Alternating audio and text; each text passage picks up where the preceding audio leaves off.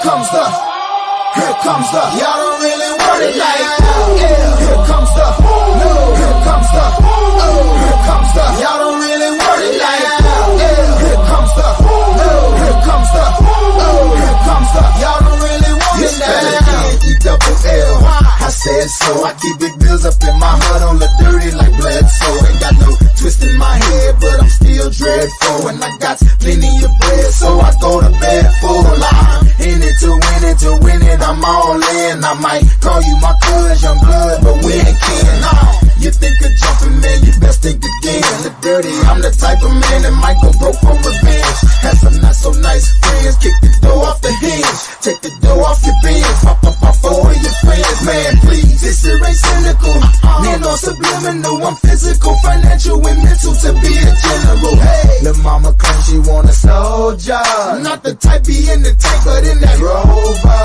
man, please, I'm in the zone like AIDS full blown, I'm killing it, like a blind man reading, I'm feeling it, like, oh, yeah, here comes the, here comes the, here comes the, y'all don't really want it, like, yeah, here comes the, here comes the, here comes the, y'all don't really want it, like, yeah, here comes the, here comes the, here comes the, y'all don't really want it, like, yeah, here comes the, here comes the, here comes the, y'all don't really want it, like, he think he got her when he knew he soft his butter, he ain't never been a fighter, you can go and ask his mother, I'm a lover and a fighter, producer and a writer, give your girl a quick fix and give your man a nice shiner, you know y'all don't really want it, and I can tell just by looking at you, that you the type to run and go and tell just by looking at you, you on a mission for recognition by dissing, didn't have no problem till the record started breaking, but y'all don't really want it, so let me tell you the deal, I'm also serious, I'm dirty, I'm no longer for real, I'm like a hop, skip and the jump, a clock grip on the pump, from leaving you in the trunk, somewhere prepared to dump, but y'all don't really want it, so quit acting like you're dead,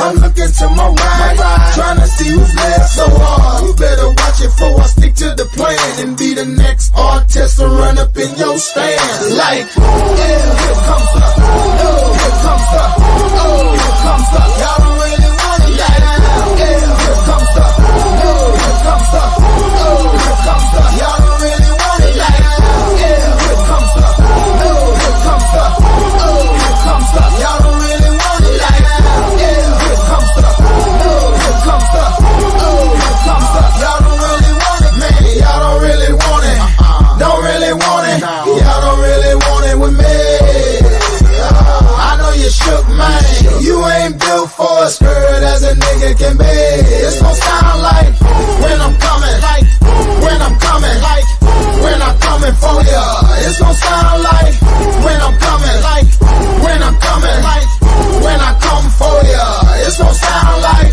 yeah, here comes the, here comes the, here comes the, y'all don't really want it, like, yeah, here comes the, here comes the, here comes the, y'all don't really want it, like, yeah, here comes the, here comes the, here comes the, y'all don't really want it, like, yeah, here comes the, here comes the, here comes the, y'all don't really want it now.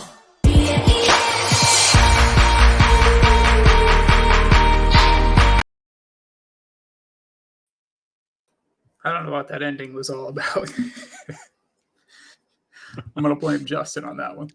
We'll just blame everything on him tonight. It's always his fault. It's his fault we're here late. Yeah, of course. Magoo's going to join us here too, so it looks like it won't be just the twosome. Nice. We'll get all the lowdown on the Atlanta Falcons from Magoo because I know nothing about them. Oh, cool. We can ask him all of our Kyle Pitts questions. There we go. Is he on one of your many fantasy teams? I don't have any Kyle Pitts stock, but I am planning on having a pretty decent portion of Kyle Pitts in my DFS lineups this upcoming weekend. Nice. Yeah. How many leagues are you in? This year, I'm only in just three dynasty leagues. This is the fewest that I've been in a very long time. When I was in college at the height of my fantasy football playing, I averaged probably 4 or 5 dynasty leagues, and then usually between 10 and 20 just like redraft leagues a year. So at the very peak, I was doing 25, maybe 30 leagues a year. I can't even fathom. Like the 3 for me, I was in 4 last year, and I was like, I'm never doing 4 again. But I'm in 3, and I have it pretty well spread out right now. I am 2-0 in one, 1-1 in the other, and 0-2 in the other. You're covering it all. Yeah. I think I'm 0-2 in one, and I have the third highest score, third highest total points in a 12-team league. And I then think he's referring to you here. I'm sure, yeah. And then I'm the same as you. I just realized that I'm 0-2, 1-1, and 2-0. And the team that's 2-0 is the team that I expected to be like rebuilding this year. I have it's a super flex league, so it's essentially 2 quarterbacks. Okay. And my 2 quarterbacks are Carson Wentz and Geno Smith. And then I have Desmond Ritter, like on a long-term deal. But like I'm not expecting to be competitive this year, so I'm just like I've got a bunch of 1-year contracts that I'm going to try to flip in the middle of the season, get draft picks and that kind of thing. And here I'm 2-0, and I'm like I don't want to be 2-0. Yeah, Carson Wentz off to a pretty good start this year. Even like for fantasy, I had Lance in one of my leagues. Obviously, he's out, and Wentz was the best available quarterback. I had to like double check that like several times. I was like, is he really like the best guy available for me? But he's the number 3 in fantasy points. I think he's the number 3 overall so far this year for quarterbacks. What platform are you playing on? 2 on ESPN and 1 on Yahoo. Oh, okay. What about you? I'm on just 3 are all on the same platform. It's called Reality Sports Online. Okay. It's like you're like a GM, and there's a salary cap, and you sign players to contracts, and there's extensions mid-year, and so you're into all of just the super elaborate leagues. Oh yeah. Do you do auction drafts too?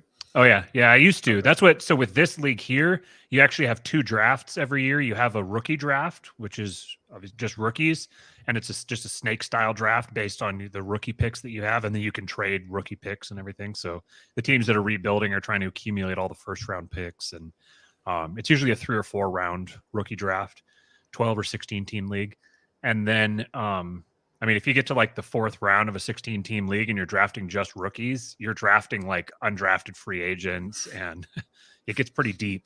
But then the quote unquote draft each year is actually an auction. It's a free agency auction, and you're actually bidding contracts. They have a special software program where you're bidding, like you get X number of contracts. You get like 1 4-year deal, 2 3-year deals, and 3 2-year deals every year.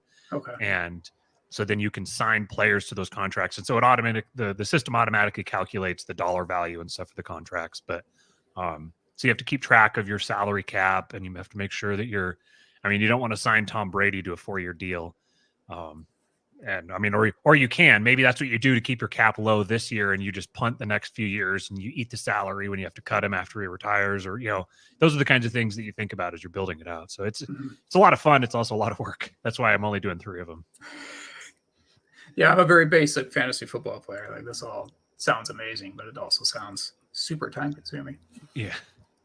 They're all leagues that I've been in. I think the newest one, I think this is the 3rd year that we've done it, but basically all of us that are in the league are all in 1 or 2 of the other leagues as well.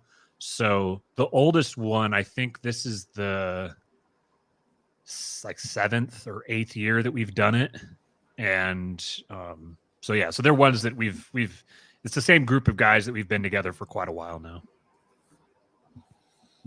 I used to do like the franchise mode on Madden. It sounds kind of similar to that, right? Where you had to sign players and stuff. When you like play like the GM role.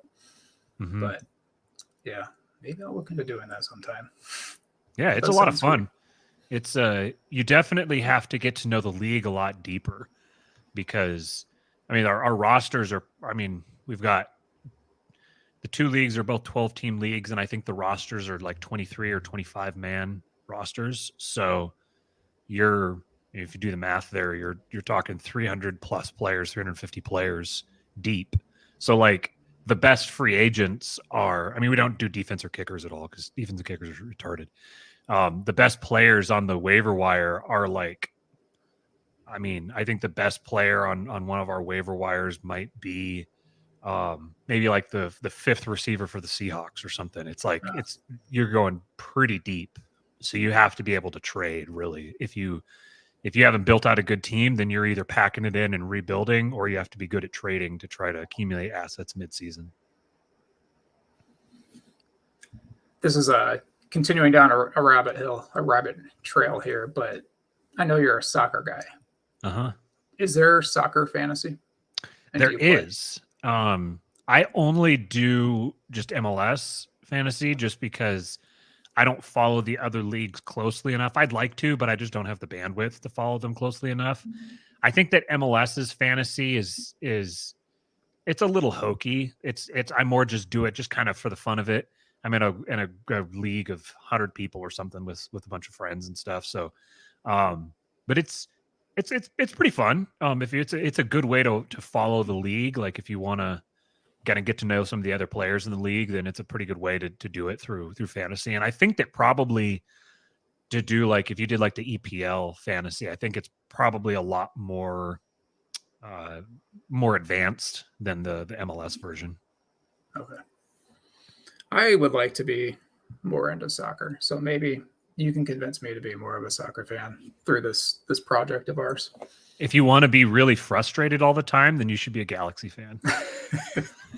All I know is they're in LA. Yeah. And there was a David Beckham experiment with them a few years back. It went fairly well. A friend of mine actually ended up got in a fight with David Beckham. Like David Beckham tried to jump in the stands and go after him, and he tried to go after. He jumped down and tried to go. He got like hauled out by security and trespassed from the stadium and everything. That was his claim to fame. I could get into that. Yeah. Nice. All right, back to American football. Yes. I wanted to talk about the 0-2 teams and the 2-0 teams. Because it's kind of you got like three teams who are 0-2 who made the playoffs last year, which you seem to see this every year, but I kind of want to talk about like which ones could actually make it back to the playoffs and which ones are basically screwed. And then in the 2-0 section, you have some surprises. You have the mainstays. So like the Chiefs and the Bills, I don't think we have much to say about them at all, right? They're right. Like they should be. They're the probably 1 and 2 as far in the whole league, right? Not just in the AFC. Yeah. I can't think of anyone in the NFC that I would take straight up over either of them. Maybe the Eagles. So that's my second one. The Eagles are also 2-0. They look great on offense. They beat the Lions week 1, and then who they just beat the other night? Vikings the other night. And the Vikings looked good in week 1. So are the Eagles at 2-0 the best team in the NFC? What's up, Magoo? What's up, guys? I would say, well, full disclosure, they are my Super Bowl pick. So I would say yes, they are the best team in the NFC.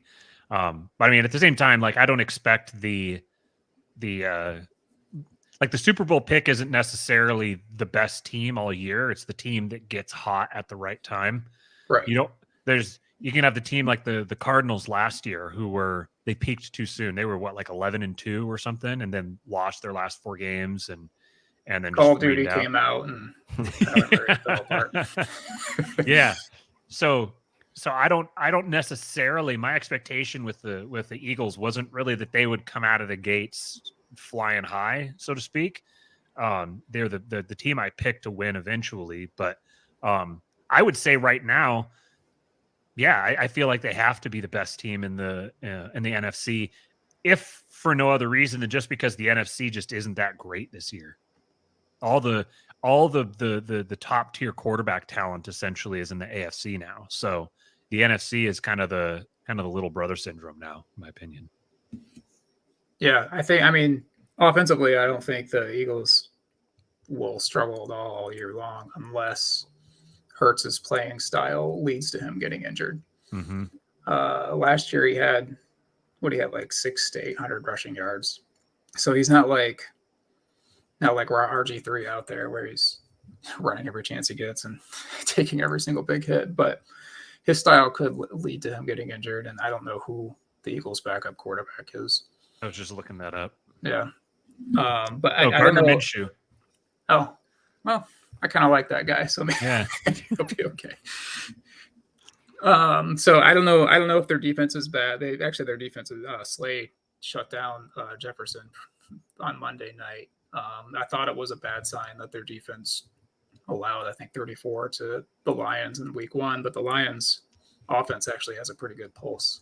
So I would also say the Eagles are the best team in the NFC right now too. I do want to say one thing about the Slay shutting down Justin Jefferson. I didn't watch the first half of the game.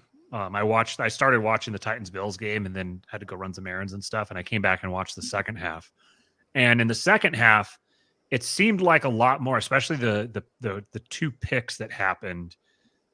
Both of those were not so much good coverage as they were just god-awful throws by Cousins being Cousins in big games. Yeah. If Cousins, the one pick in the end zone, if Cousins puts that ball, I don't know, 2 or 3 feet higher and throws it like out the back of the end zone, then Jefferson had perfect position to high point that. But Cousins just left it way short and basically threw it right to Slay. And then the other one, I think Cousins got hit right when he threw. He got hit from the blind side, and he threw it like 10 yards in front of Jefferson. That made me think that Cousins isn't that inaccurate of quarterback. I didn't think that was just him. I think he got hit when he threw it. But in both of those cases, that wasn't really Slay locking Jefferson down as much as it was Cousins just making god awful throws and Slay being in the right place to pick them. So I think a little fantasy tip for me, a little DFS tip is Justin Jefferson is probably going to have relatively low ownership this week because he had 1 catch on 5 targets or something, and people are going to overlook him. He's still going to probably be relatively high owned because he's not super expensive on DraftKings, but he's going to be. A lot of people are probably going to. Did he get solved or no? It was just Kirk Cousins for whatever reason. I saw an interesting theory that said that Kirk Cousins. They're waiting for someone to discover that Kirk Cousins has astigmatism, and that under the bright lights on the primetime nighttime games, he can't see, and that's why he's like 2-37 or something in his career. Did you see people were sharing the clip of Trump at a rally? When he's yelling about the lights being too bright. He's like, turn them off, turn them off. Turn it off. Turn them all off. It's too That's bright. Kirk Cousins. What do you think about the Eagles, Magoo? I think that they are vastly improved now that they have Jordan Davis and Nakobe Dean on their defense. Got to rep the dogs. But, I mean, yeah, I could see the argument for putting them in for the early, not shoe-in, but the early top 3 that have a solid chance to make it to the Super Bowl. The biggest thing about football, and all of us have grown up watching it, is you don't really know that for sure until like November, because just injuries, somebody sprains an ankle in practice and now they're out for a month. There's so many variables that are involved, and it's so difficult to make it to the Super Bowl, basically just because of the likelihood. I mean, it's a given that every team is going to hit some setback throughout the year. I mean, the Cowboys just got it out of the way early with Dak, but there's still a lot of prominent players that are still to go out. I mean, look at the tight end or Tampa Bay's entire receiving core. I mean, that feels like it's going to be a revolving door all year. Yeah.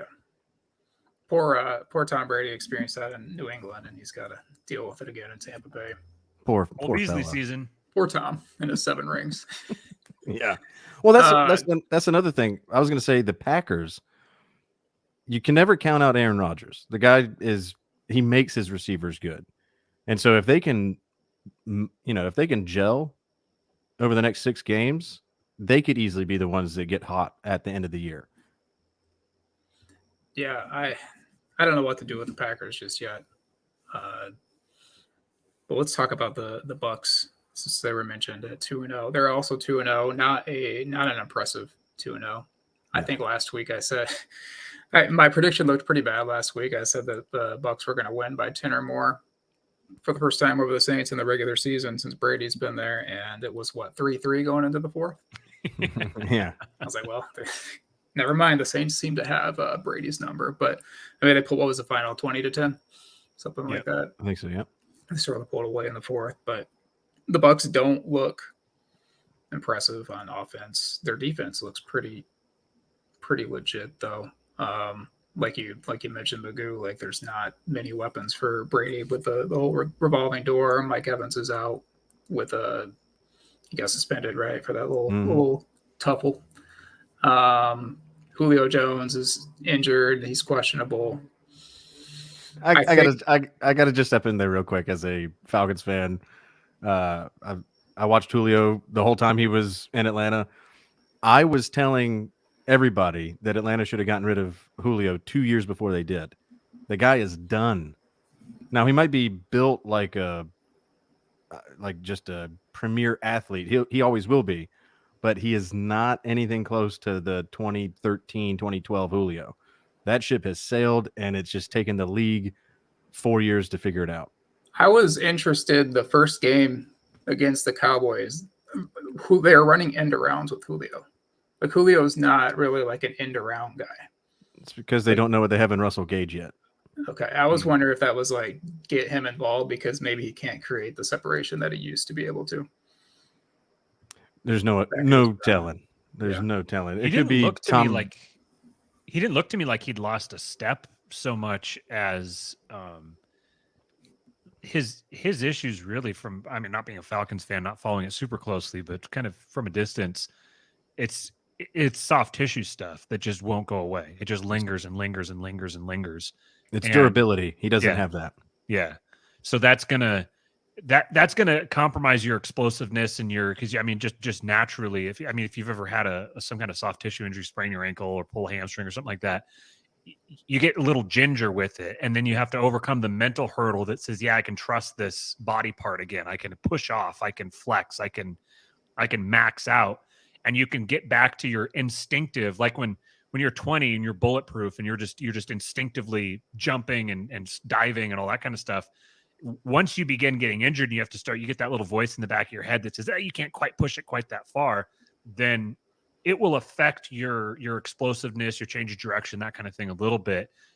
But with him, you can see that he's still like when his brain is engaged, when he's in the middle of the play, you can see he still has a lot of that quick twitch, lateral explosiveness, and he's quick. He gets to top speed really quick. It's just he can't play a game without tweaking something. And then once you've cracked the seal on the soft tissue stuff, then it seems like for some people, once the soft tissue stuff, the seal gets cracked on a soft tissue injury in one area, then you get compensation injuries, and then everything starts just going haywire. And he seems like he's one of those. Absolutely. So I don't think the Bucks are like a fraudulent 2-0, but I don't necessarily think they're a good 2-0. They'll be there because the South is South, right? Mm-hmm. Yeah. Yeah, so the South is weak. Terrible. And their defense abysmal. And their defense is really, really, really good. Mm-hmm. And they keep feeding Fournette, and it's working. So it's working well for them so far. Fournette obviously has had his injuries problems in the past. I think it was funny, Fournette after the game, he hasn't scored a touchdown yet, and he's like, "I'm sorry, fantasy owners, I will score one soon." Like you see some players like they hate bringing up fantasy. I thought it was funny. He was having fun with it. Yeah, they're it's interesting to see this combination of factors on a team that's in their place, where they've got the 45-year-old quarterback who came out of retirement to play another season, and now all of a sudden, they're picking up Cole Beasley 3 weeks into the season. I mean, is Cole Beasley going to lead the Bucks in receptions? He's the exact type of player that Brady loves his short white receivers. Yep. Yeah, and it's not like he was on the street because he doesn't have the talent. There's certain reasons why maybe certain teams don't want to put up with someone. He's the white Kaepernick. Yeah. But he's Oh, going that's to good. come in. He's going to come in and fulfill the role that Godwin won't be able to. Because Yeah. like we were talking about with Julio, Godwin's coming back from a bad injury last year, and immediately first game in, has a setback. That's not gonna go away. Like mentally and physically, I don't think Godwin's going to be a factor this year. I mean, I will be surprised. I will leave myself open to be surprised if he ends up becoming one.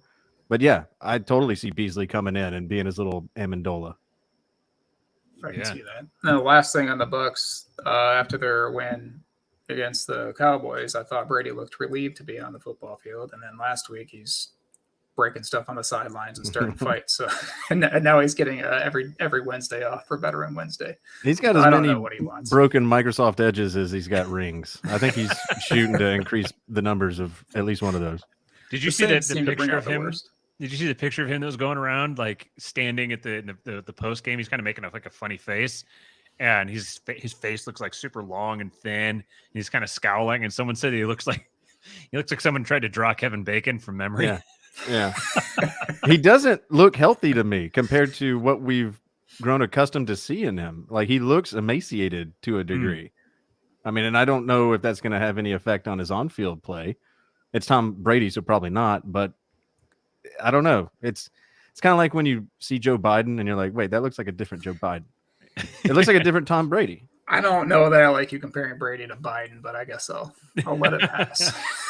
Is the TB12 thing? Is that a vegan thing? It's so he eats eggs, and he talks about how his cheat meal is like a cheeseburger. So he's not like super vegan. He's not like a vegan Nazi or whatever. But it is mostly like vegetables and like nuts, and like the meat that he eats isn't red. It's mostly chicken or fish, stuff like that. But I don't know. It goes against some of our like right-wing sphere diets, right? But at the same time, it has worked for him for this long until now, maybe. So I don't know what to think of it. Yeah, I only hate him due to jealousy and what he did to my Falcons. That's fair. I mean, that's all I got. We're talking sports here. We're not talking about being rational. Fuck that guy. I mean, Giselle will be back on the market probably too for you, because if that's what you're jealous about. Well, I am her pool boy, so she needs to return my text. All right, the Dolphins, they're 2-0. And a legit 2-0. Is Tua for real? I think he's for real. I think that he is. I would put him in a different class than the other top AFC quarterbacks. I wouldn't put him in the same class as a Herbert or an Allen, because I think that what he is in right now is a system that has been designed by a very smart offensive mind to take advantage of existing deficiencies or not deficiencies necessarily, but existing tendencies in NFL defenses.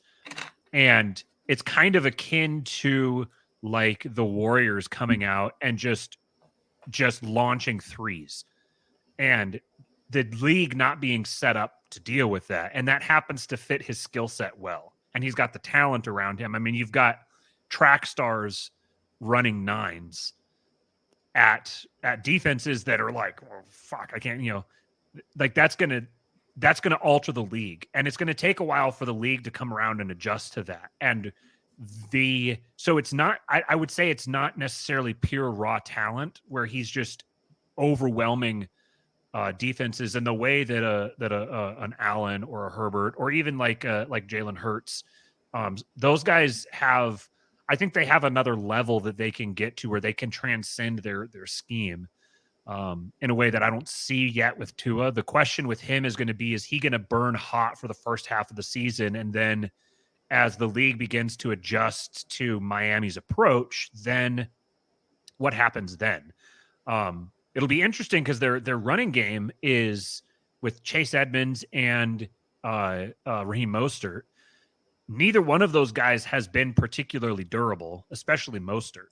And the way that you would naturally adjust to deal with this is you're going to start playing a lot of 2 deep safeties to deal with having Tyreek Hill and Jalen Waddle running wind sprints out there, and that's going to give you lighter boxes for the running backs to take advantage of. And so there's going to be kind of a give and take, or there's going to be a play back and forth here. The question is, can the running backs stay healthy, and can they continue to take advantage of that to put teams in a bind where like we can't just sit in a 2 deep shell and kind of try to contain the deep passing game, because we're just going to get gashed for 8, 10, 15, 20 yards at a time. Like that's the difficult spot that you want to put them in. I think it'll be interesting to see how Miami fares throughout the first half of the season compared to the second half of the season. This upcoming game against Buffalo is really going to be, I think it's early in the season, so it's hard to say this, but I think that this game could really determine Miami's season, with the trajectory of their season. Because if they go in, I don't think they even necessarily need to win the game. If they go in and they make Buffalo work for it, if the game is tight, if it's within a single score, or it's a competitive game deep into the fourth quarter, then the confidence and the buy-in and the belief that you're going to get in this new coach, in his system, is really going to define the rest of their season. I think if they go in and Buffalo blows their doors off, then I think that you're going to start getting the questions about whether the cancer has been fully excised from what's been a very cancerous franchise for a number of years. I think, Mark, the question that you started with was, is Tua legit? I would echo a lot of what Matt said. I would say that this is the year where we find out, because you kind of have to throw what's been recent memory away. I mean, because you have all the allegations about them potentially throwing games, attempting to lose. I don't know if NFL fans fully gave enough credence to the hip injury that Tua had coming out of college. That was a severe injury. That was a career ender for Bo Jackson. So to be a mobile quarterback in the league, which now is, almost run of the mill, if you don't have one, you're not going to win.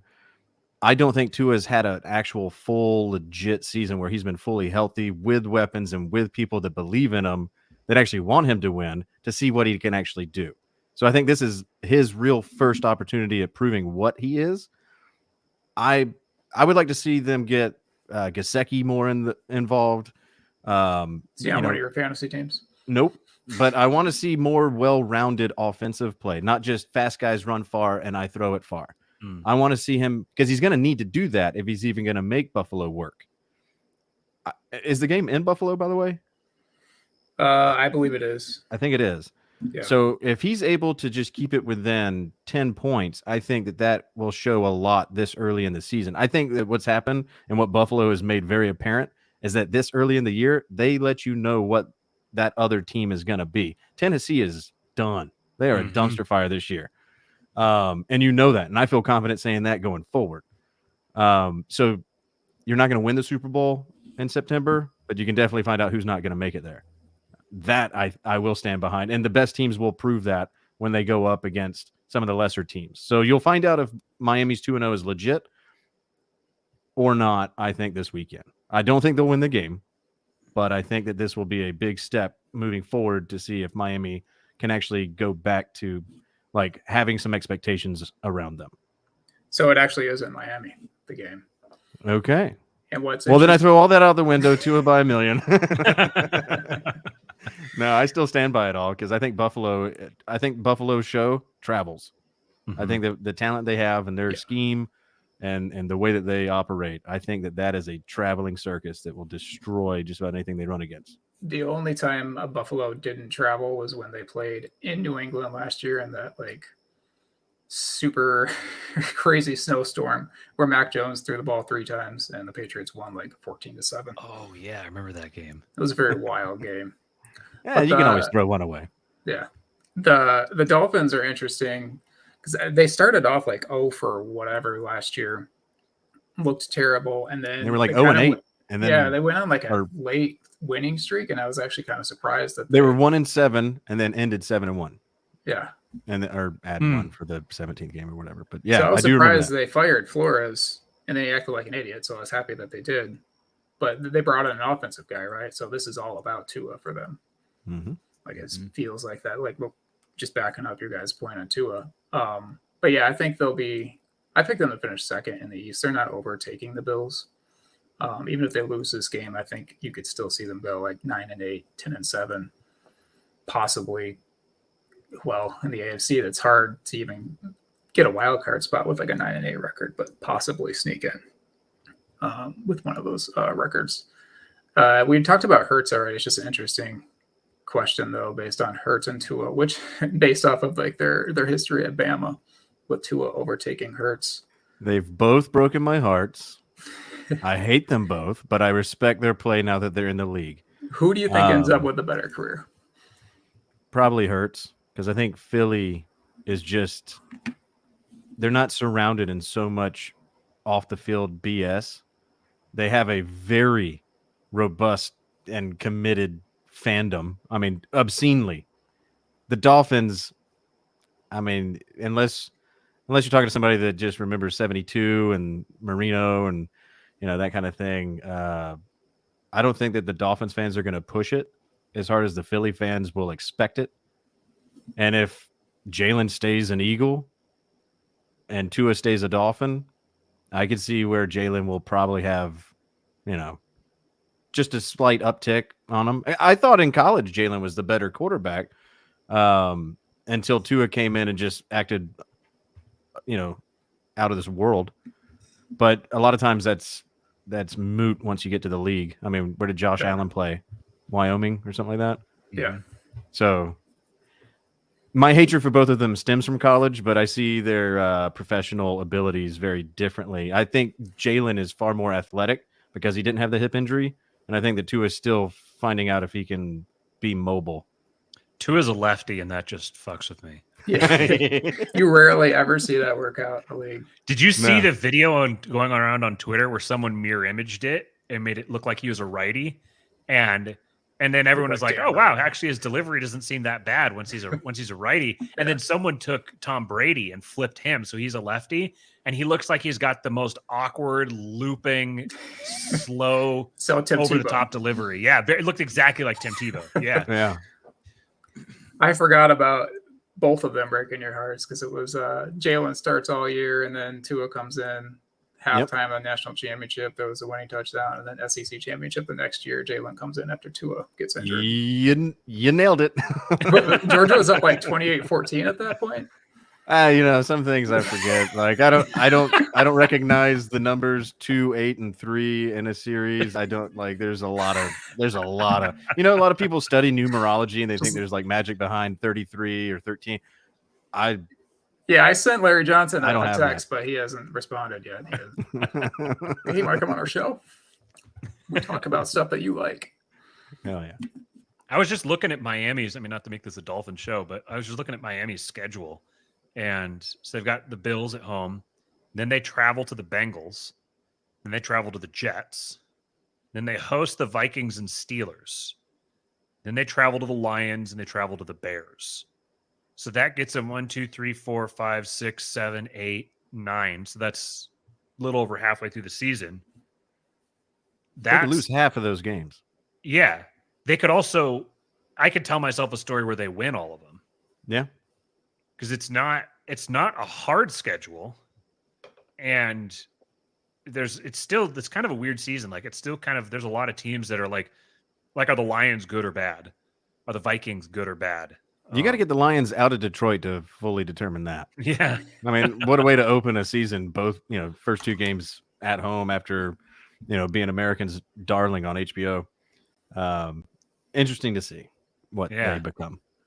Then the back half of their season then is hosting the Browns, the Texans, then at 49ers, at Chargers, at Bills versus Packers. Whew. That's a lot of travel. That's a lot of travel, and that'll be a season defining there. Yeah. I think Miami fans are going to have a very good first half, and then by the time we get to Halloween, they're going to get real sad. Yeah.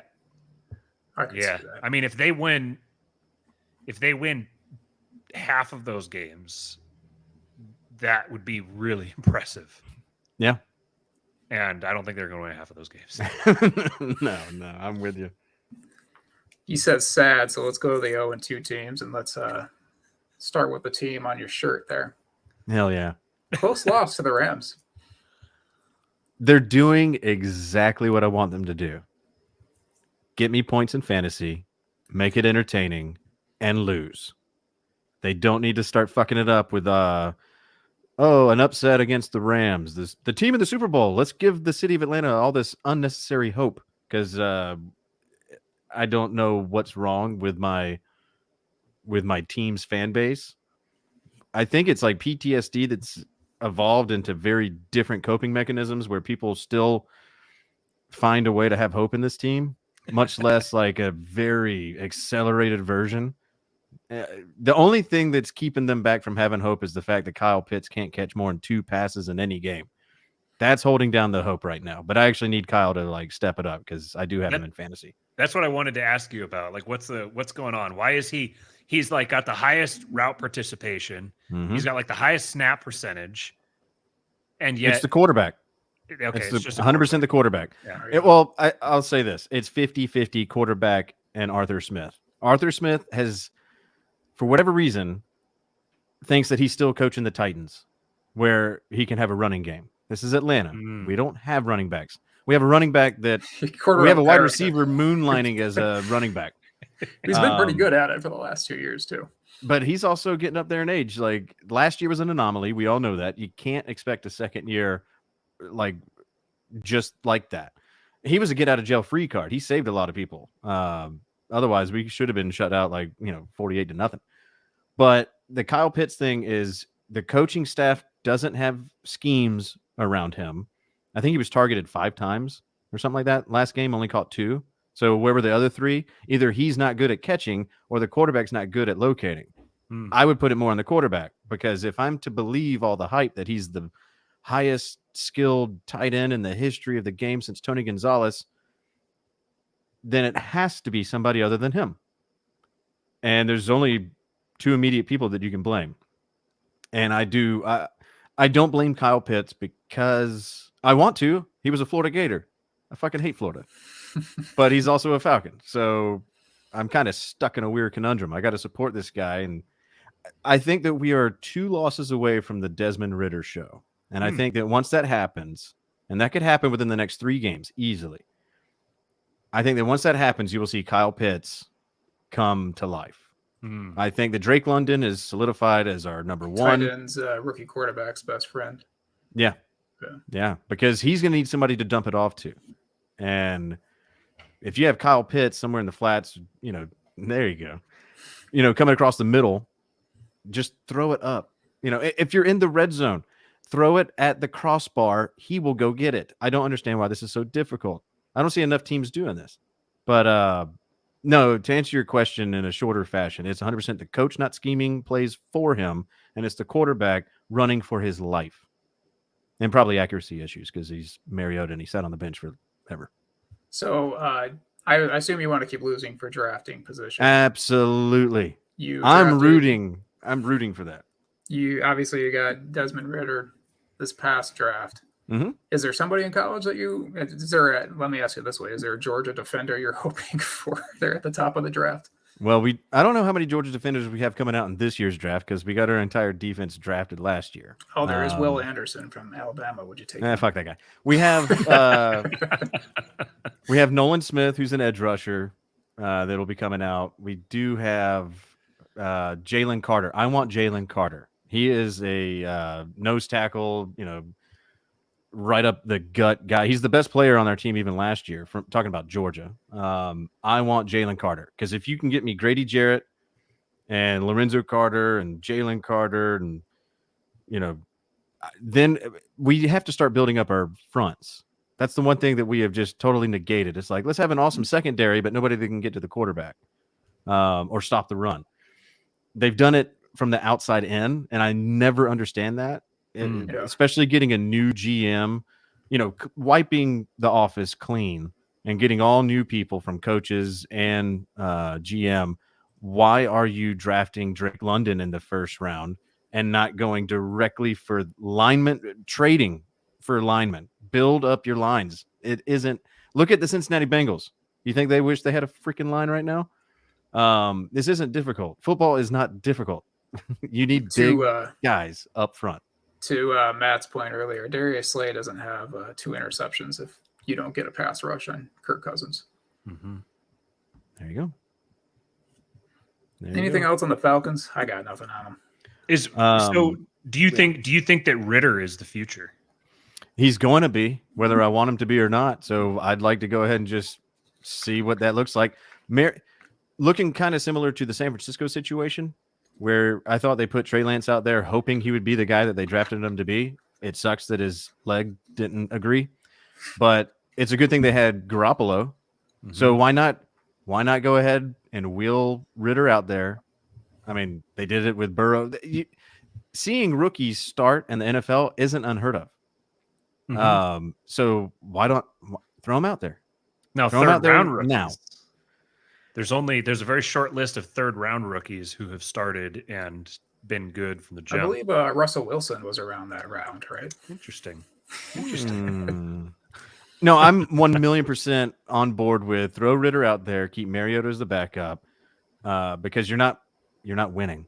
If your job as a coaching staff and as a team is to win, you got to change. When you're not winning, you got to change. And you want to find out whether Ritter is the guy sooner rather than later. Like Marcus Mariota is not going to win you a Super Bowl. So get Ritter in there. If Ritter crashes and burns, you only invested a third round pick in him. If he crashes and burns, you're going to have a high pick, and the other quarterbacks are going to be in contention for you. So go draft yourself another quarterback. Yeah, I don't. The Mariota starting thing has been very weird to me because it's not like this is a team that is a quarterback away from winning the Super Bowl, and especially if that quarterback is Marcus Mariota. I don't understand. I guess the flip side of it is that you don't necessarily want to burn your young quarterback by starting him too early, because you can have plenty of quarterbacks who just need to, just because they can't start as a rookie doesn't mean that they're never going to be any good. So you don't want to kill him right away. Like Malik Willis the other day when he came in. I mean, granted, it's against the Bills. They're getting stomped. Yeah. But he did not look like he belongs on an NFL field. No. So like if the Titans had come into this season like Malik Willis is going to be our starter, then Malik Willis would have gotten what was the guy's name? The David Carr. He would have gotten David Carr syndrome, where he would have. Doesn't matter how talented he is, you start him too soon, and he's gonna get crushed. He's gonna and mentally he's gonna go. I think that looking at their schedule coming up, they've got they're playing the Seahawks this week, which is, don't ask me what the outcome of this game is going to be. I literally have no idea. Literally every outcome is on the table. Seattle's going to win because Atlanta is not. This is their second week in a row going to the West Coast. They have never handled that well. They aren't a team that's built to go on the road and especially withstand that crowd. Seattle by 10, easy, in my opinion. Yeah, I would have called it a coin flip. I could see though with Seattle, they strike me as I think Geno not showing up versus the 49ers in that situation. Like, yeah, because he's Geno Smith, but he strikes me as the type that in favorable circumstances, he's going to perform well enough. So, so I could even see, to get another fantasy thing in here, especially if you play DFS, Geno might be a kind of a sneaky tournament. Like if you're trying to get really different in tournaments, he's really cheap. So anyway, any DFS tournament players, I might run a few lineups out there with Geno, because if he gets you 220 yards and 3 touchdowns and he costs like 4,800 or whatever he does on DraftKings, there's a little something interesting in there. No, granted, I will say this. Our best players versus Seattle's best players, I think that Atlanta has the edge on that. I think we have the better secondary. We have the better tight end. We have the better receiver. And also take my 10 points with a grain of salt. I am a bitter Falcons fan. I'm a butthurt Falcons fan. I will be until they hoist that trophy. And I also want them to lose. So you can probably shave a touchdown. It's probably Seattle by 2.5. You know, that if I was setting the line, that's where I'd probably set the line. You know, a generic home even line, 2.5 points, probably towards the Seahawks. I just wish there was like a clear cut number 1 pick this year, like when Andrew Luck was in the draft. Suck for luck, or just something like that. Yeah, fuck. Who would that be in college this year? It's too early in college. Normally, again, you got to wait till about Halloween before you really know. And there's not like a quarterback that really stands out, like Luck or Trevor Lawrence or a guy like that. It's not Stroud is not the guy. The line is even. I mean, Bryce Young's the only guy that I can think of that's getting that level of attention. But then again, you could see somebody coming out of like the Sun Belt. I mean, hell, they had one hell of a weekend 2 weeks ago. You could probably see like, you know, somebody coming out of nowhere and being the next like Steve Young. You see this? Yeah. Did you see the new? I'm from Washington, so I follow a bunch of Washington people on Twitter. There's this quarterback for UW. He's got a very unfortunate last name. It's spelled P-E-N-I-X. Oh yeah, Penix. Yes, Penix. I loved the guy. He was at Indiana actually before transferring to Washington. Oh, okay. I love the guy because he beat Michigan State, and I despise Michigan State with a passion. But RG, what was RG3's comment?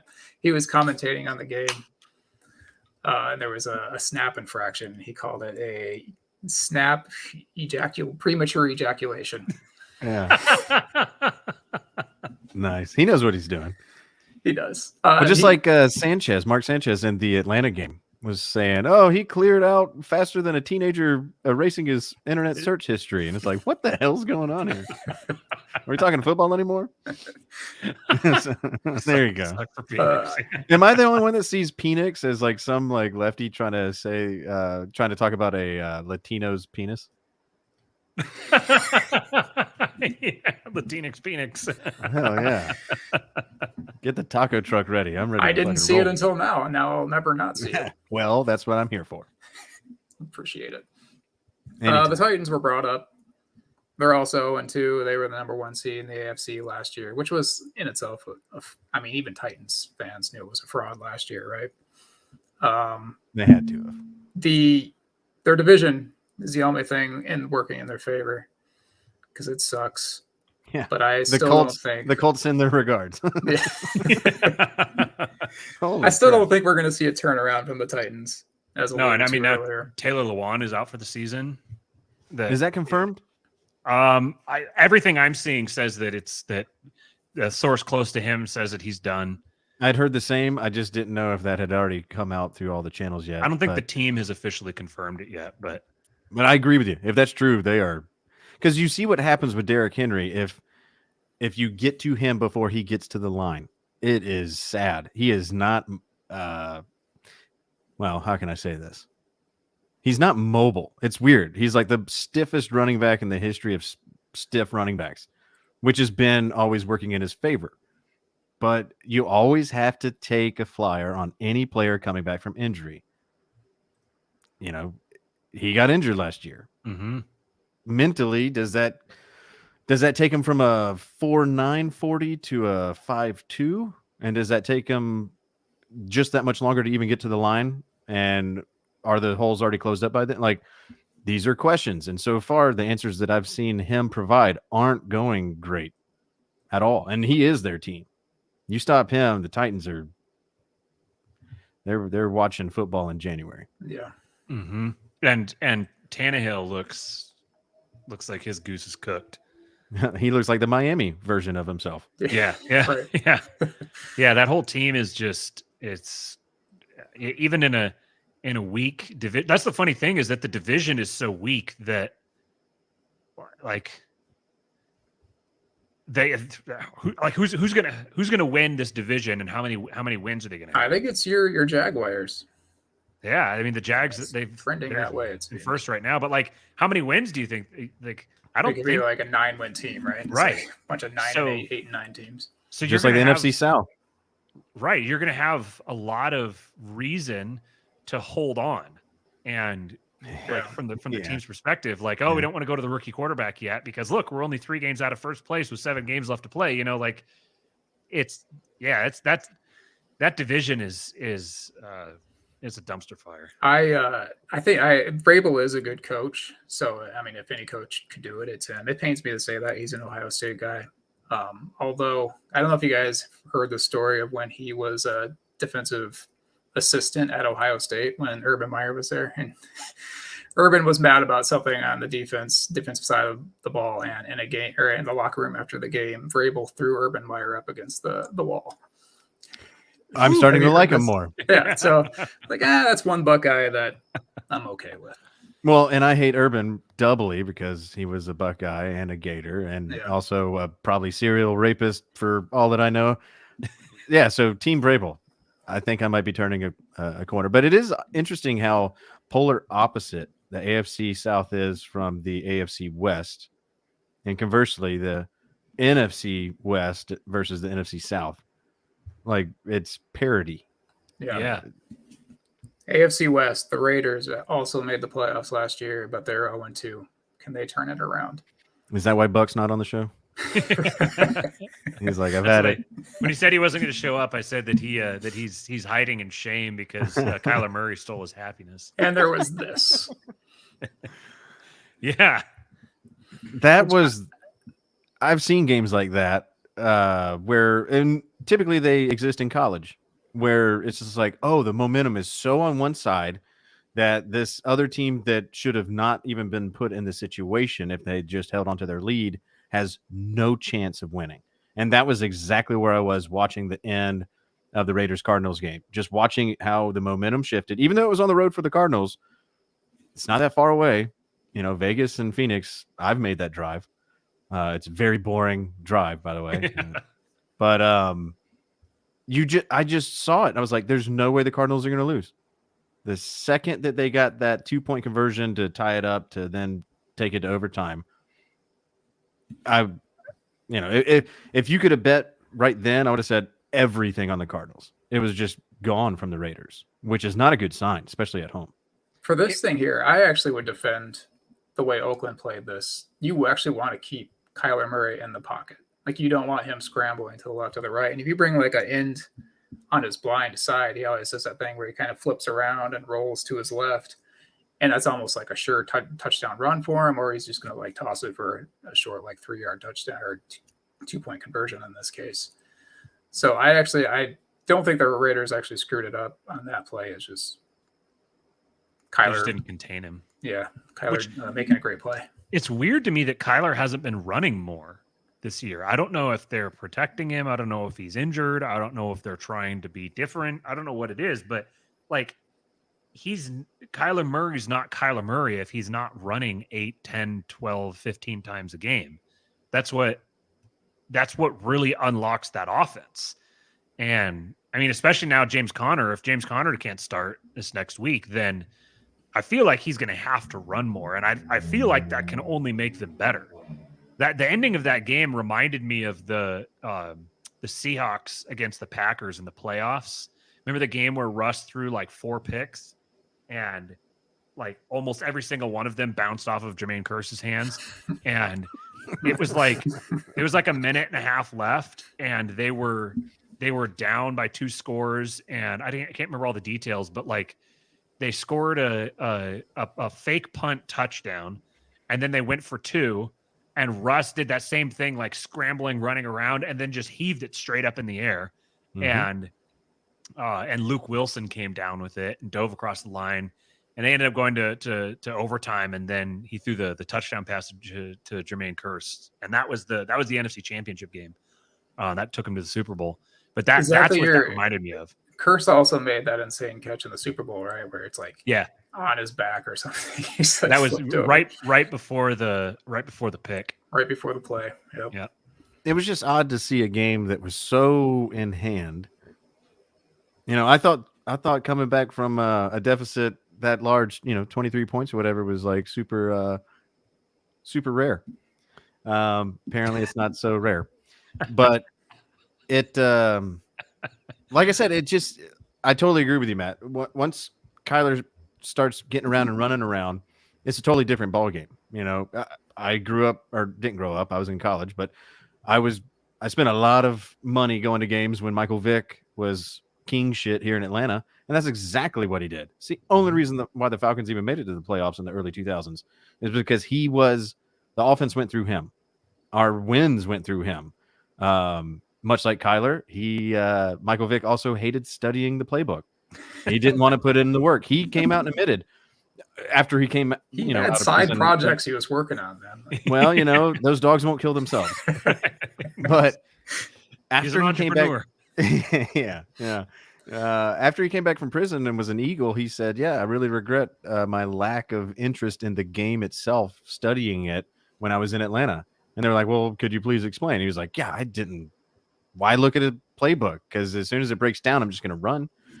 But that's when the Falcons were the best. Similarly speaking with the Cardinals, especially when you have DeAndre Hopkins out, Rondell Moore, as far as I'm aware, is nowhere to be seen.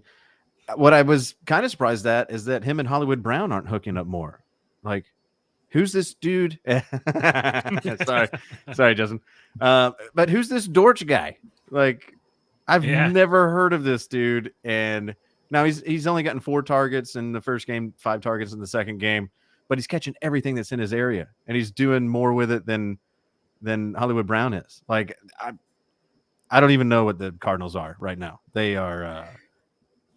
But they look like an early 2000s Falcons. I opened this up talking about we're going to talk about the Raiders, and we talked all about the Cardinals. Buck is going to be like, I need some good news, and all we did was talk about the team that beat his team. Well, here's a hint. Throw it to Devontae. Yeah. Or whatever. Devontae. Yeah. Sorry. You're really working on that. He's really working on that YouTube ban right now. It's one of those names. But no, you don't go from 17 targets down to like what did he have last week? Single digits? Yeah, like not enough. Like 5. I don't remember. Yeah. Football's not that difficult. Your offense, a lot of money. When you have a superstar like that, your offense goes through that player first. And if he just can't get it done, you still have Waller. Hunter Renfrow, I mean, yeah, he might be a fumble machine potentially, but that's only when he's getting blasted. I don't know. I'm not sold on their running backs yet. Jacobs is their one. I don't really feel it. I don't know. Zamir White, as much as you would expect me to ring the bell for Zamir, I'd have to see it. I don't know. The Raiders still have a lot of issues offensively. Because once you go past Adams, then it's Waller, maybe Hunter, and then what? There's a lot of teams with a lot more weapons than they have. I think basically they are a good team, but they're also in the AFC West. Mm-hmm. I did pick them last in the West. I think I would revise that now and probably put the Broncos to finish last and the Raiders to finish third, but I don't think they're overcoming Chargers or Chiefs. Yeah, and sorry, Bug. I love you to death, and I can't believe I mispronounced Devontae Adams' name. Sheesh. Yeah, I don't really have anything on the Raiders. I didn't watch the majority of the game. I just caught the highlights of the last bit of it. Yeah. But I know that teams don't just go away from someone like Devontae Adams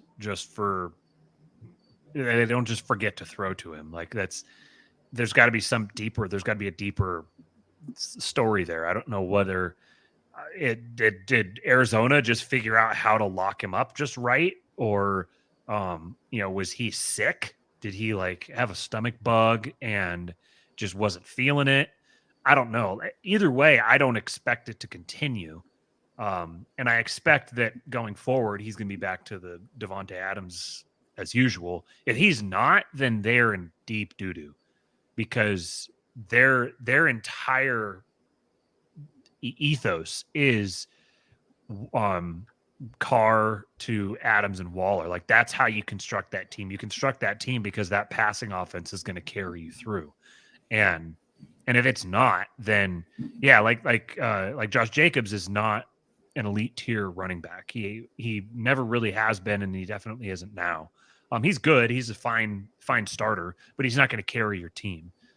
So they're, especially being in the division that they're in, I had them in last place to begin with. Just not because I think they're a bad team, but just because they're in a freaking gauntlet of a division, and somebody has to finish last. So yeah, I think I don't think they're an 0-2 team. I think they're much more talented than an 0-2 team. But they've wound up an 0-2 team, and they are in the worst division where you could wind up an 0-2 team. Because now, not only are they in a horrendous division, now they're in a horrendous division and having to dig themselves out of a hole. I'll put it to you this way. I guarantee you the Washington Commanders, I don't want to get the channel nuke, not for that anyway. Washington Commanders fans feel better about their team right now than Raiders fans do about theirs, given just the first 2 weeks. And that is messed up. That's not right. I'm sorry. Yeah, I would much rather have Derek Carr than Carson Wentz. Oh, Carson. Yeah. Yeah, good news for the Raiders. They got Titans this week, I think. They should be able to take out some frustrations on them. Should be. Yeah, but I swear to God, if the Titans are looking to make a statement because they're going to have to, and the Raiders just happen to be that team, then you start to get close to a panic button. And you don't want to hit a panic button before you even get to October. But I'm just saying. 2-1. 2-1. Yeah. The Colts are like, who called? Who rang? Yeah. That's my spot. The Colts, I think that the Colts are cooked. I think that their entire thing. Yeah, their entire thing was Matt Ryan is going to be the thing that unlocks everything else. And Matt Ryan don't look like he's unlocking nothing. No, and similar to Julio, I got a little bit to speak on that. The odd thing is I was still buying in. At the beginning of the season, I had the Colts as a dark horse for the Super Bowl coming out of the AFC, because I'm like, that's all that they needed was just and think about what they've been searching for since Peyton left. Luck had the talent, but he didn't have that dog in him, that drive, that he kind of pulled a Barry Sanders as far as like, I'm going to get out before this thing breaks my body. You had Jacoby Brissett come in. You had Phillip Rivers doing a retirement tour. Carson Wentz that just, some weeks he's going to look like a Hall of Famer, and the other weeks you're going to look at him maybe like, how'd you find the stadium, dude? Like, this is football. Matt Ryan was, to me, what Peyton was going to Denver going into the season. Because Matt Ryan had always had that professionalism, that accuracy, the grit, all that. He was the only reason that Atlanta was a 7-win team when they should have been a 2-win team for like since 2018. And you put him on the Colts, because I think the Colts have a very respectable front office, staff, everything. To me, they are a top tier program, and they have been anything but that. And that to me, the Colts have been the biggest surprise this early on in the NFL season. Yeah, but I thought just having Jonathan Taylor in your backfield would take a lot of pressure off of Ryan too. Like, yeah, drafted him first in two different fantasy leagues. And that's the right choice, really. It's like you couldn't not choose Jonathan Taylor unless you're in like a PPR. I've got too much stock in Nyheim Hines too, because I was like Nyheim Hines is cash money this year with Matt Ryan. I thought that he's going to be hitting those dump offs, and Nyheim Hines is a great player. I expected them to be a lot better. Frankly, at this point, I don't see, if they lose another game, I don't see why you don't put Nick Foles in there. Because I don't know, like an NFL franchise can't really, no NFL franchise ever says we got that wrong that quick. Especially when you're dealing with a guy who deserves I don't know if Matt Ryan, is he Hall of Famer? Urban Meyer. Sorry. Right. If Matt Ryan downs the ball every fucking possession from midway in the third quarter on in that Super Bowl, he's a Hall of Famer. Yeah. Yeah. Right. Now it's kind of like, like you can make a really good case for it. You can make a really good case against it. So he may not, but either way, he's a guy you can make a good case for being in the Hall of Fame. Mhm. He deserves respect. He deserves to be, you can't just dump him after 3 games. So the team is in a pickle. Yeah. He's got to turn it around, because really, I think that the defense is fine. I think the defense is good. They've got a lot of talent. That offense should be good. That offense has a ton of talent. Even without Michael Pittman, they've still got a ton of talent. And Pierce. And Pierce. Yeah. I don't if Matt Ryan can't overcome something like that, like, yeah, I mean, losing 2 of your top receivers is bad, but good quarterbacks don't get shut out by the Jaguars when they lose their 2 top receivers. I was about to say it's bad, but it's not shutout bad. Right. And Yeah. I feel better as a Falcons fan than Colts fans feel about their team. That's kind of, interesting, because my expectations are so vastly different. I had Super Bowl for one, and I want to go 0 for on the other. So Falcons are doing everything I want, but I feel bad for the Colts fans. And I'm glad that I'm not a betting man, because I would already be sweating it on making the pick that the Colts are going to be hosting the AFC game or going to Buffalo for it. Because I don't see that right now. Yeah. Well, a little bit. The last 0-2 team, Cincinnati. I don't think. Obviously, the Bengals weren't the best AFC team in the league last year, but they, like we talked about earlier, they caught that lightning in a bottle and made the Super Bowl. Are they going to even make it back to the playoffs? I say yes. Probably, because who else is in their league? You got Pittsburgh that can't figure out Steelers, Browns, and Ravens. Yes. So the Steelers, their rebuild, they're a rebuild with good weapons, but this season's going to end up coming out as a rebuild, because you got fans chanting for Kenny Pickett. You're not telling me you're a solid football team when your fans are clamoring for the rookie quarterback. Trust me, I know. The Browns, they might be good after week 11, but that's going to be far too late. And the Ravens should win that division. I don't think that's too difficult. I think Lamar has to stay healthy. Which other than that one long breakaway run, he's not even running that much. So that shouldn't be an issue. But the Bengals, remember, the majority of their production came in the last 5 games of the year last year. Yeah. Like, you can go back and look at the first, 12 games. It wasn't just beating down the door to say, hey, we've arrived. I thought that they were to come out a little stronger. Everything on paper said that their O-line should have been, top 5, but championships aren't won on paper. And right now they don't have it figured out. Good thing for them. Like I said, they don't have the best division to compete with, so they have time to figure it out, which is why I think they make it to the playoffs, but I don't see them making it to the Super Bowl. They are not the team from last year. Yeah, no, I don't think they're Super Bowl bound. Looking at their schedule, they go at Jets versus Dolphins, at Ravens, at Saints versus Falcons, at Browns versus Panthers. That's their next 7 games. And I think they'll beat the Jets.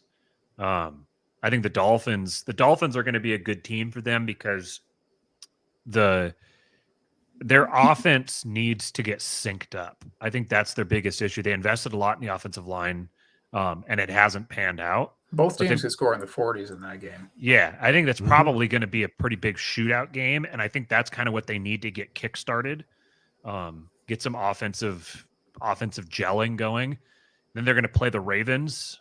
Ravens defense has been very, very bad this year. They'll play the Saints. That'll be a difficult game. They'll play the Falcons, play the Browns, play the Panthers. None of those, I think, are really gonna stress them. And then they got the Steelers. Then they play at the Titans versus the Chiefs versus the Browns, at the Bucks, at the Patriots versus the Bills versus the Ravens. So their schedule is not that bad.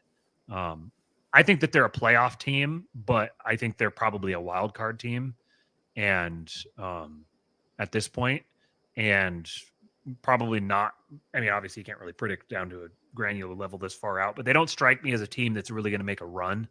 I mean, they did it last year, so Yeah, I also think they'll turn it around. Even when Deshaun Watson comes back, I would say Burrow is still the best quarterback in that division. Yeah. Well, and I know that we're talking about different teams because the NFL today is very different than the NFL in 1997. But if you just look at the track record of the team that loses the Super Bowl and how they fare the immediate year after that, it ain't good. Mm-hmm. And right now, the Bengals are living up to that trend. And the only thing they have going in their favor, like Matt said, is their schedule. Fantasy wise, they're going to be a premier fantasy team. But real world wise, receivers, makes sense. Those Burrow, Higgins, Chase stacks in DFS this week are going to be juicy. Oh yeah.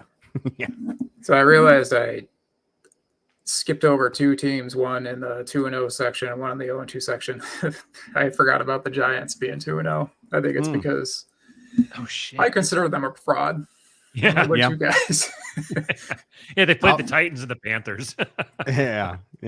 I'll put it this way: there's every now and then there's a little bit of overlap and a little bit of parity between college and NFL. It's rare that they happen in real time, but I'm gonna go ahead and make this point that the Giants are much like the Tobacco Road teams, the basketball teams such as Kansas, Duke, North Carolina, and Kentucky that all happen to be 3-0 in college right now.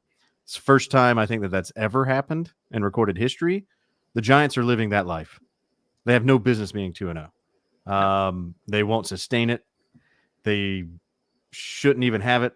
And I think that's going to get self-corrected here when they go to Dallas, even with Dallas's backup quarterback. I think that will be the case too. And it kind of goes against my immediate hot seat prediction for Mike McCarthy, because I think Dallas beats the Giants, like you say, which puts them at 2-1 with Dak only having played one game. So Dallas could be in a much better position than I thought they were. Dallas's defense wins that game for them. Yeah. Mm-hmm. All right. Panthers, do we have anything to say on them? They're 0-2. I put too much. I just like Baker Mayfield, and I like when he's in the league and he's playing, but I put too much stock in him the first 2 weeks. Give it to McCaffrey, and don't forget about DJ Moore. Everything else will take care of itself. He's not doing that right now. Yeah. I had higher hopes for him. I thought that I like Baker a lot too, and I thought that a lot of his issues may have been related to dysfunctional front office stuff with the Browns. But I mean, now it's starting to look like the Panthers have dysfunctional front office stuff, and there's no reason why McCaffrey and DJ Moore haven't been getting just peppered with targets. I don't know. I haven't watched their games, so it's tough for me to say specifically, but just box score scouting them and listening to what other people say about him. Baker's not impressing.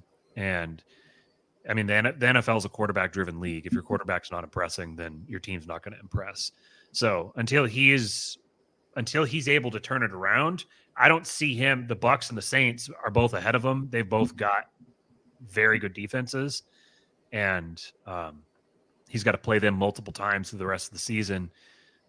Yeah, I think once you've gone 2-0, you have to have some, or once you've gone 0-2, you really have to have, it's 17-game season kind of softens things a little bit, but you got to have some good X factors to overcome a slow start like that and turn it around.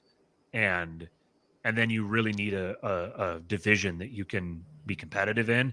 And as weak as the division is, I don't really see this version of the Panthers going to blows with the Bucs for sure. And even the Saints, I think the Saints are a better team just about across the board. So yeah, it seems like the Panthers might be one of those that who's their next game against? They're going to the Saints at home. Yeah. Saints at home, Cardinals at home, 49ers at home. That's 0-5. Or 0-4. Yeah. Yeah, this is getting over real quick. Yeah. All right, I highlighted like 6 matchups. Can we lightning through them? Yeah. Do it. All right, sweet. Dolphins, Bills. Bills.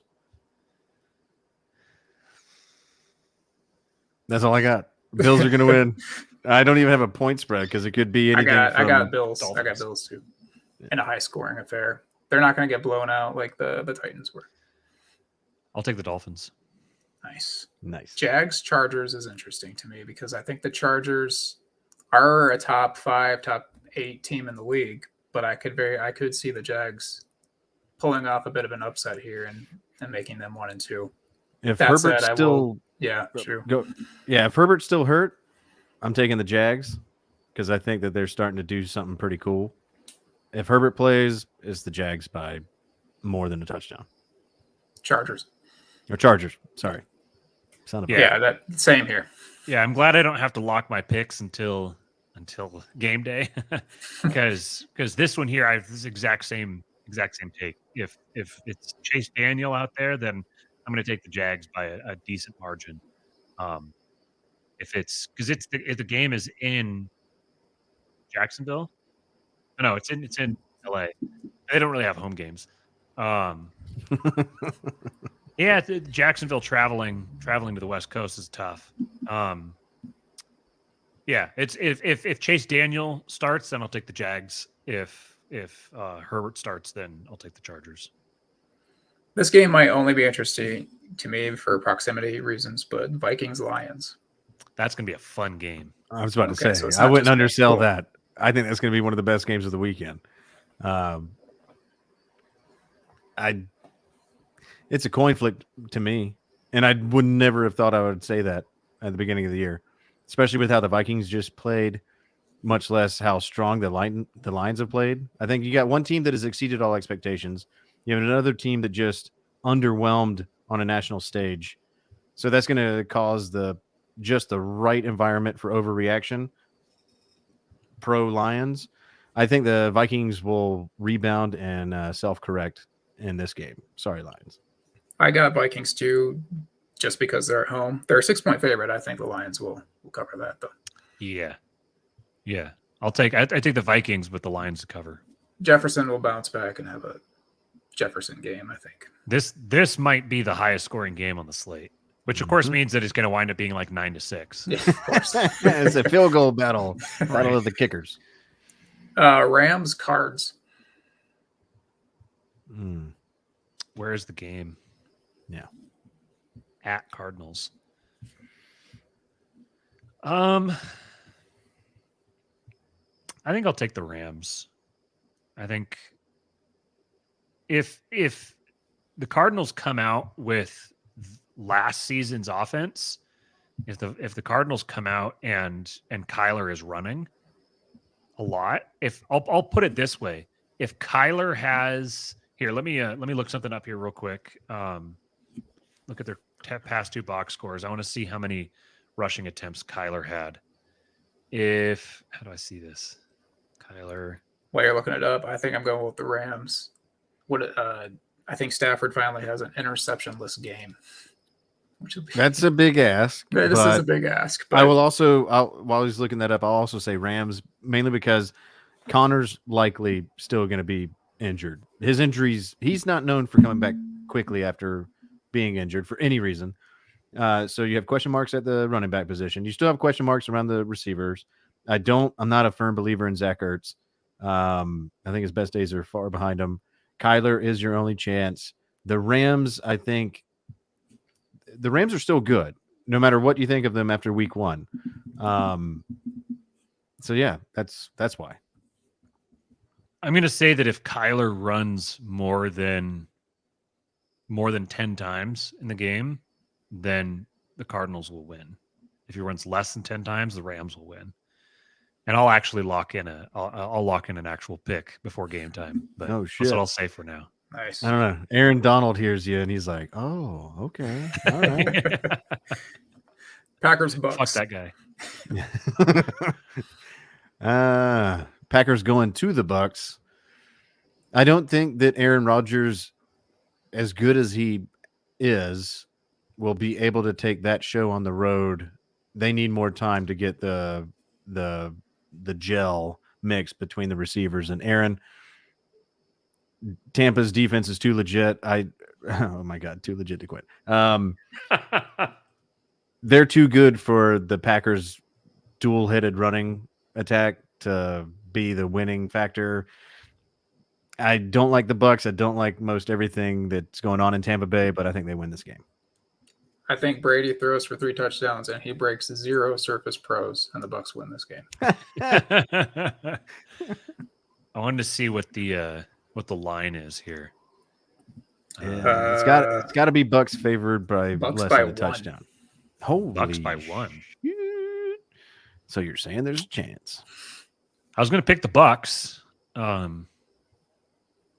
was going to pick the Bucks and the Packers to cover, but I had to be predicting a tie, I guess. Yeah, I'll pick the Bucks. And I'm having speaking of- immediate, real quick. Lastly, just super fast. I'm having immediate, whatever.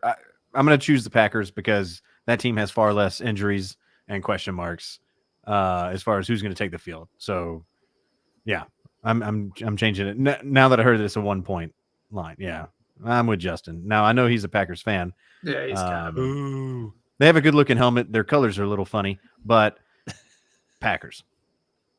All right.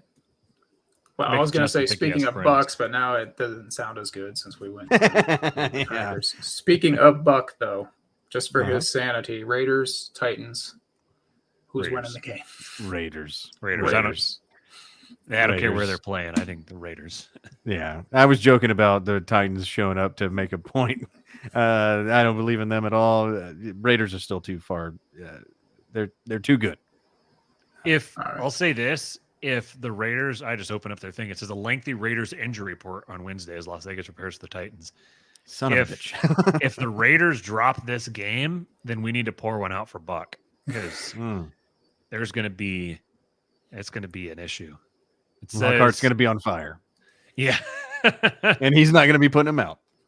It doesn't look. Well, it says, yeah, they're not missing anyone. Well, maybe they're missing Bilal Nichols and Denzel Perryman, and Hunter Renfrow has a concussion.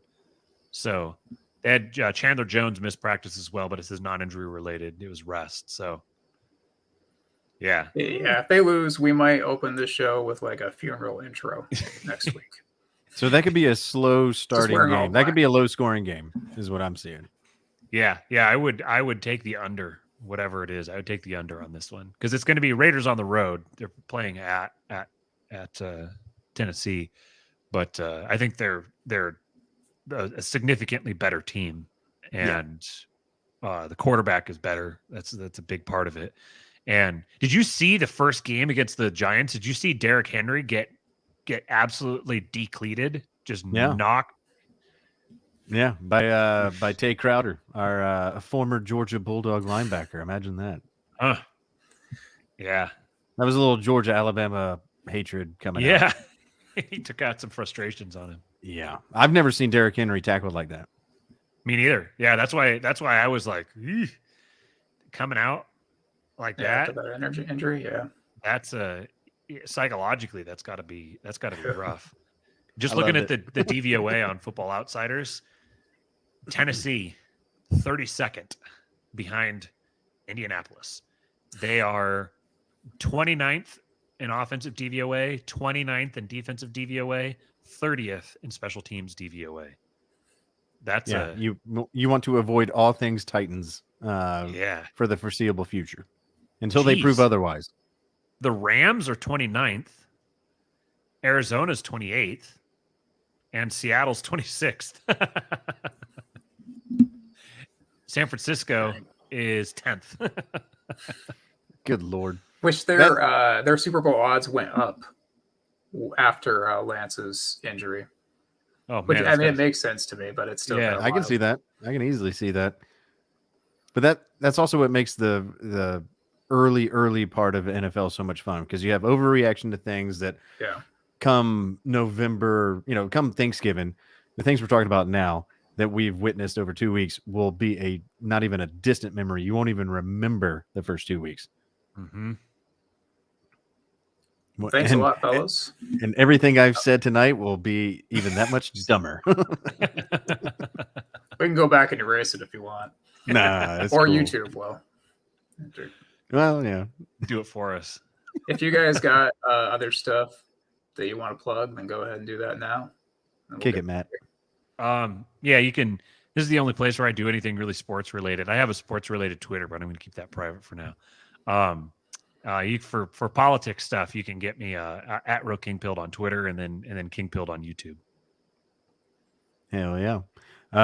You see my Twitter handle in the screen, Aspiring Midwit. I never tweet. I just lurk. But I have a really even dumber podcast than this. Far dumber, vastly dumber. It's called Ignore the Rant. It's me and two of my buddies.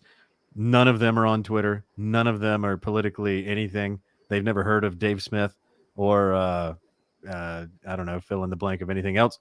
And we just talk about whatever news stories we find in a very dumb way. We are not going to make you smarter. So get done with us. Come check out Ignore the Rant.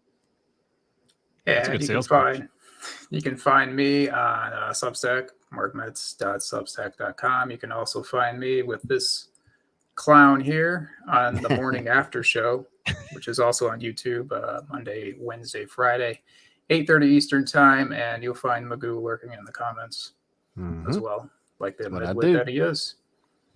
And we'll see you guys next week. Thanks, guys. Peace. See you.